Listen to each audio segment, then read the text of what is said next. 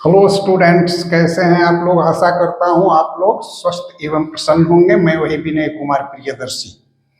तो इस वीडियो में हम लोग देखेंगे कि दो सिंपल सेंटेंस को जोड़कर एक कॉम्प्लेक्स सेंटेंस हमको बनाना है। तो उसको हम कैसे बनाते हैं और नाउन क्लाउज का प्रयोग करना है। तो इसके पहले वाला वीडियो में देखिए, हम आपको बता दिए हैं कि जब दो स्टेटमेंट को जोड़कर हमको कॉम्प्लेक्स सेंटेंस बनाना रहता है तो दैट का प्रयोग हम कैसे करते हैं। अब यहाँ जो है इसको हम लिखेंगे कि combination of two simple sentences into one complex sentence। अब देखिए कि जो हमारा क्वेश्चन दिया गया है एग्जाम में, उसको जोड़ने के लिए कि एक सेंटेंस असर्टिव है और दूसरा सेंटेंस है वो इंट्रोगेटिव है।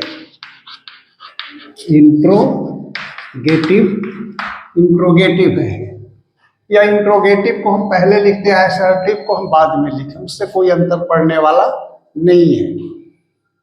तो जब इसको आप कंबाइन कीजिएगा तो असर्टिव सेंटेंस है वो तो असर्टिव रह जाएगा, और जो आपका इंट्रोगेटिव सेंटेंस है ये भी असर्टिव बन जाएगा, असर्टिव हो जाएगा। इसको इंट्रोगेटिव में आप छोड़ दीजिएगा तब ये गलत हो जाएगा। तो कुछ अब असर्टिव सेंटेंस क्या होता है, एस प्लस भी, और इसको भी हमको करना है एस प्लस भी।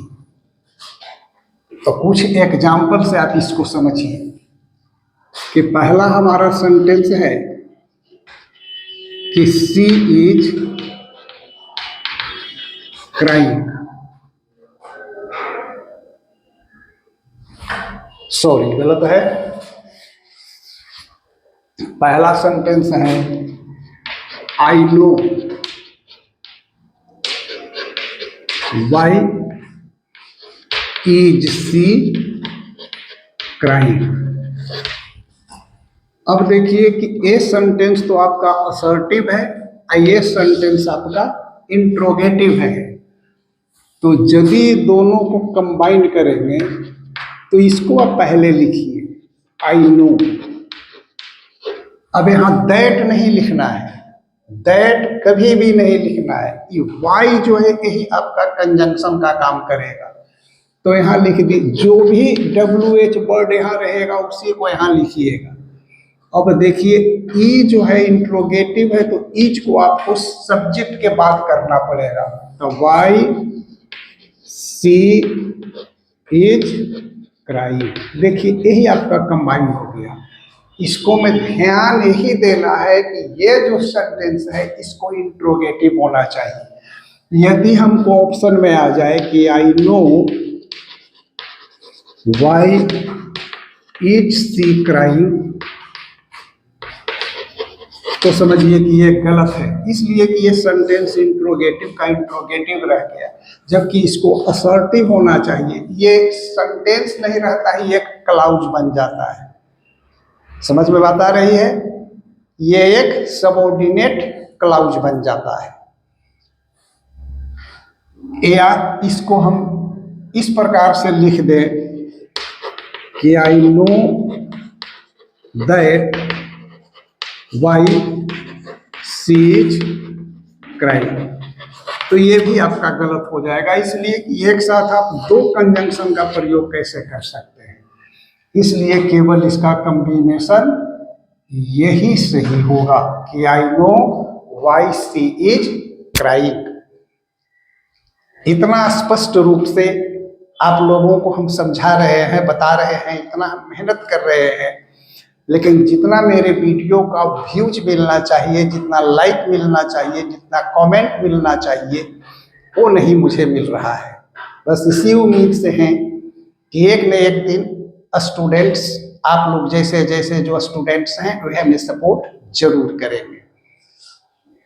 कुछ और एग्जाम्पल्स हम आप लोगों को देते हैं इस पर।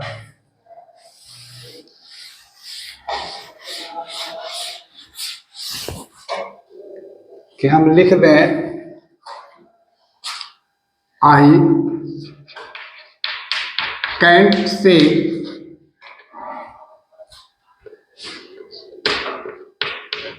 Is it going to rain.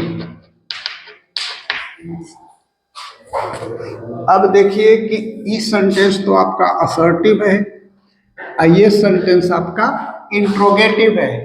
लेकिन इंट्रोगेटिव सेंटेंस जो है वो कोई WH वर्ड से शुरू हो नहीं रहा है। न व्हाट है, न वेन है, न वाई है, न वेयर है, न हाउ है, कोई WH वर्ड यहाँ नहीं है। तो यदि कोई WH वर्ड यहाँ पर नहीं है तो यहाँ पर या तो आप इफ का प्रयोग कीजिएगा और नहीं तो वेदर का। ये दो में से किसी एक का प्रयोग आप कर सकते हैं। कब कर सकते हैं? जब ये सेंटेंस WH वर्ड से शुरू नहीं होता है। कहने का मतलब कि ये सेंटेंस यस नो क्वेश्चन होना चाहिए। तो इसको कंबाइन कर दीजिए, कंबाइन कर दिए। आई कैंट से इफ, इस सेंटेंस को फिर आपको असर्टिव बनाना है। It is going to rain.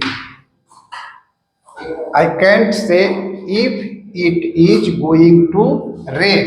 यहाँ दैट का, यहाँ आप वेदर का प्रयोग कर सकते हैं। Whether it is going to rain, ये भी ठीक है, ये भी ठीक है। लेकिन यदि आप दैट लिखते हैं तो ये 100% गलत है। कुछ और एग्जाम्पल देते हैं।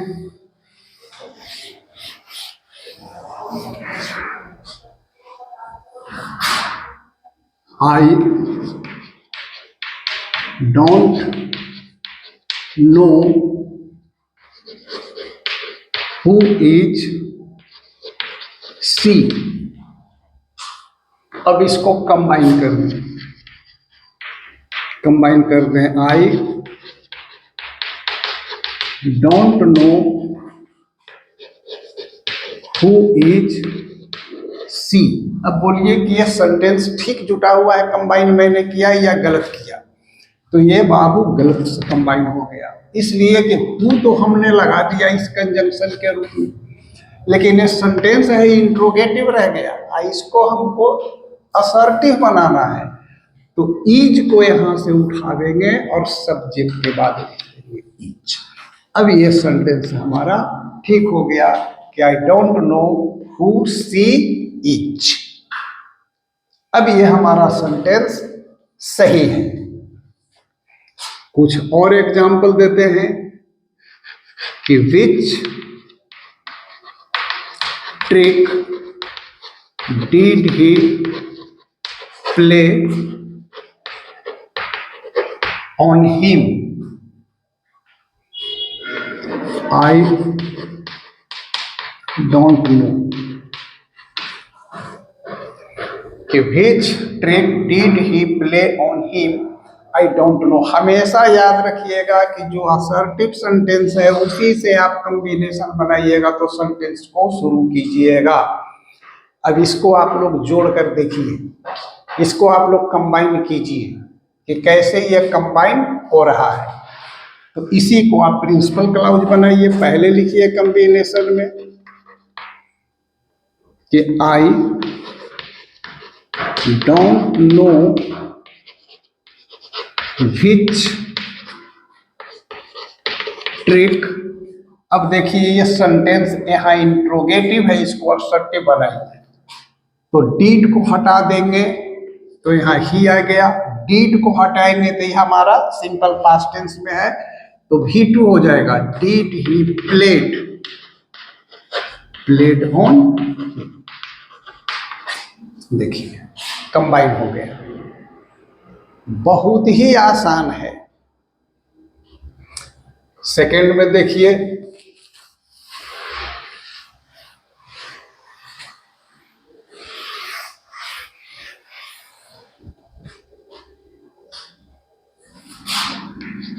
We don't know is he honest. अब इसको आप लोग जोड़कर देखिए कि we don't know if he is he honest. अब देखिए कोई WH वर्ड से आरंभ नहीं होता है, तो WH वर्ड से आरंभ नहीं हो रहा है, तो यहाँ पर कंजंक्शन के रूप में हम किसका प्रयोग करेंगे? इफ या वेदर का। इफ या वेदर का। We don't know if he is he नहीं, ही इज ऑनेस्ट।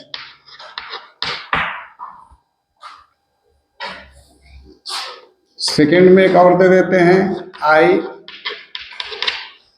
कैंट से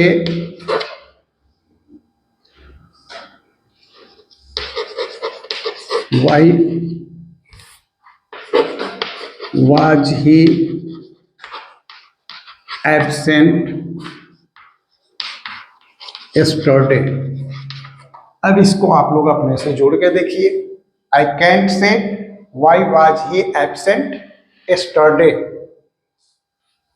तो ये तो हम पहले क्या कर रहे हैं कि जो असर्टिव सेंटेंस है कंबाइन करते समय उसको सबसे पहले लिखिएगा, चाहे वो वाक्य के शुरू में रहे या अंत में रहे, उससे हमको कुछ लेना देना नहीं है। तो आई कैंट से वाई ही वाज करना है, वाज ही नहीं, ही वाज एब्सेंट यस्टरडे। तो बहुत ही आसान है, जब एक सेंटेंस हमारा असर्टिव है और दूसरा सेंटेंस हमारा इंट्रोगेटिव है, तो उसको जोड़कर एक सिंपल सेंटेंस हम बनाते हैं। तो कैसे? यदि हमारा यह इंट्रोगेटिव सेंटेंस WH वर्ड से आरंभ हो रहा है, तो उसी WH वर्ड को वहां लिख देते हैं और सेंटेंस को असर्टिव बना देते हैं।